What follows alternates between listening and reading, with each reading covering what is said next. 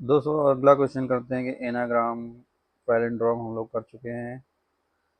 Palindrome वाला कर चुके हैं। अगला है check if two strings are anagram of each other. जैसे कि लिसन है, साइलेंट है, तो इन दोनों में एनाग्राम क्या होता है कि उसमें नंबर ऑफ करेक्टर्स सेम होता है। जैसे कि यहाँ पे टी एक बार आया, यहाँ भी टी एक बार आया, एल एक बार आया, एल एक बार आया, आई एक बार आया, आई आया, एस एक बार आया। अगर एक भी करेक्टर ज़्यादा हो जाता है या कम हो जाता है तो वो एनाग्राम नहीं होगा। इसमें ऑर्डर से कोई मतलब नहीं होता है। पैलिंड्रोम में ऑर्डर देखते हैं कि पीछे से एग्जैक्ट वही होना चाहिए। एनाग्राम में कोई ऑर्डर नहीं देखते हैं। तो दोस्तों चलिए इसको करते हैं। तो यहाँ पे अभी हमारा फंक्शन पैलिंड्रोम वाला पहले से बना हुआ है। एक दूसरा फंक्शन बना लेते हैं, ईच एनाग्राम। अब दोस्तों एनाग्राम में दो स्ट्रिंग हमारे पास आएगी। एक str1 आएगा, एक str2 आएगा।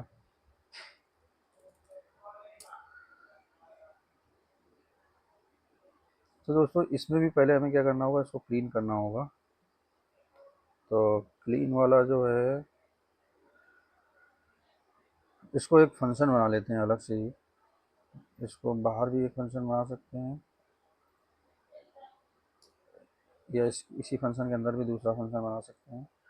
तो यहाँ पे फंक्शन का नाम रख देते हैं क्लीन, और ये रिटर्न कर देगा हमें। यहाँ पे स्ट्रिंग लेगा, कोई भी स्ट्रिंग लेगा, वर्ड ले लेगा, और उसको क्या करेगा, यहाँ सेंटेंस लिए थे तो सेंटेंस ही रख लेते हैं इसका नाम। तो ये क्या करेगा, यहाँ पे लास्ट में क्लीन पे हम यहाँ पुश करते जा रहे हैं, यहाँ पे ये रिटर्न कर देगा। ठीक है दोस्तों,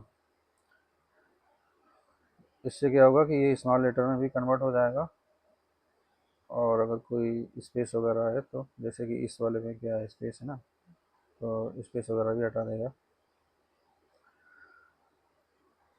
तो दोस्तों यहाँ पे पहले तो ये चेक कर लेते हैं कि एनाग्राम में दोनों का जो है वो स्ट्रिंग की लेंथ बराबर होनी चाहिए। अगर स्ट्रिंग की लेंथ ही नहीं बराबर है तो एनाग्राम नहीं होगा। तो पहले ही वहीं से इसको रिटर्न कर देते हैं। If str dot one dot length does not equal to str2 dot length, तो यहाँ पे क्या कर देंगे, रिटर्न कर देंगे फॉल्स। तो ये एनाग्राम नहीं होगा, वो फॉल्स हो जाएगा। अब अगर ये चीज़ सही है, str1 की str2 की लेंथ दोनों की बराबर है, तो पहले क्लीन कर लेते हैं। क्लीन वन क्या हो जाएगा, क्लीन फंक्शन को कॉल करते हैं str1 से, तो इसमें क्लीन होके वापस आ जाएगा। और क्लीन टू, इसमें भी क्लीन फंक्शन को कॉल कर लेते हैं str2 से। यहाँ अब हमें दोनों क्लीन मिल गए। अब हमें दोस्तों क्या करना है कि एक ऑब्जेक्ट लेना है, ब्लैंक ऑब्जेक्ट लेना है। काउंट नाम का ऑब्जेक्ट ले सकते हैं। इस ऑब्जेक्ट में हमें हर कैरेक्टर का काउंट वहाँ पे पहले स्ट्रिंग को लेना है, उसका काउंट यहाँ पे लिखते जाना है ऑब्जेक्ट फॉर्म में। जैसे कि ए आया तो दो बार आया, बी आया तीन बार आया, इस तरीके से। तो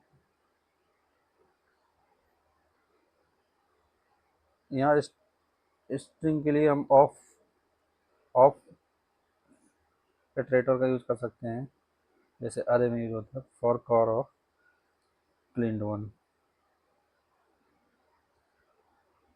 तो ये वन बाई वन इसके करेक्टर पे इटरेट करेगा। तो यहाँ पे काउंट, काउंट में हमें क्या करना है,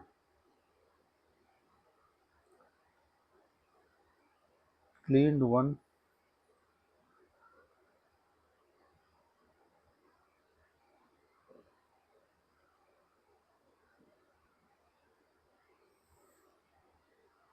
काउंट में हमें काउंट ऑब्जेक्ट में उस कार को डाल देना है, हमें कैरेक्टर को, उस कैरेक्टर को डालना है। और उसकी वैल्यू क्या होगी, पहले से अगर उसमें काउंट में अगर उस कैरेक्टर का काउंट पहले से पड़ा हुआ है तो उसको ले लेंगे, या फिर ज़ीरो ले लेंगे और उसमें क्या कर देंगे, एक जोड़ते चले जाएंगे। ये वाला केस इसलिए कि अगर उसमें पहले से काउंट नहीं पड़ा हुआ उस कैरेक्टर का, तो यहाँ ज़ीरो ले लेंगे फिर वन जोड़ेंगे, ये पहले अनडिफाइंड होगा, कुछ नहीं होगा। यहाँ ज़ीरो प्लस वन हो जाएगा इस केस में। बाकी केस में अगर पहले से पड़ा हुआ है तो उसमें क्या होगा, एक जुड़ता चला जाएगा। और तो इस तरीके से इस वाले काउंट में हमारा अभी इतना करते हैं, इसको लॉक करते हैं, इसको कंसोल डॉट लॉग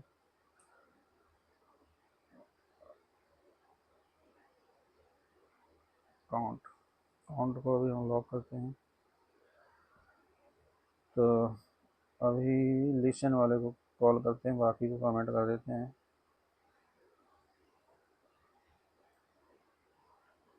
देखिए आ गया, सब वो एक एक बार आए हैं सब। अब क्या करना है, हमें एक दूसरा फॉर लूप लेना है, दूसरे फॉर लूप में दूसरे वाले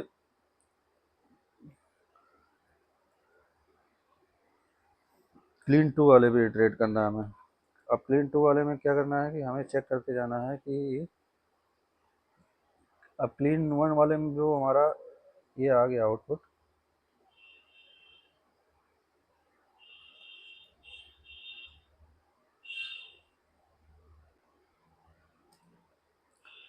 ये जो हमारा आउटपुट आ गया, इसमें क्लीन टू वाले से एक एक करेक्टर लेना है, उसमें चेक करना है कि क्या उसका काउंट है कि, अगर काउंट नहीं होगा तो उसकी वैल्यू ज़ीरो होगी, अनडिफाइंड होगी, तो हमें रिटर्न फॉल्स कर देना है। इफ़ नॉट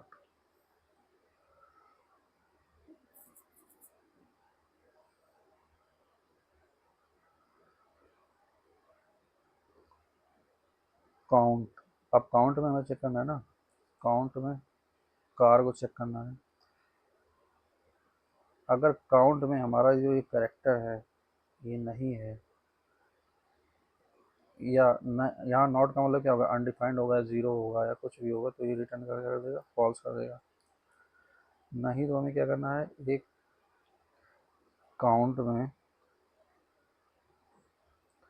जो हमारा करेक्टर है, अगर ऐसा कंडीशन नहीं है, अगर उसमें वैल्यू है, तो उसकी वैल्यू को हमें क्या करना है, एक कम करते जाना है।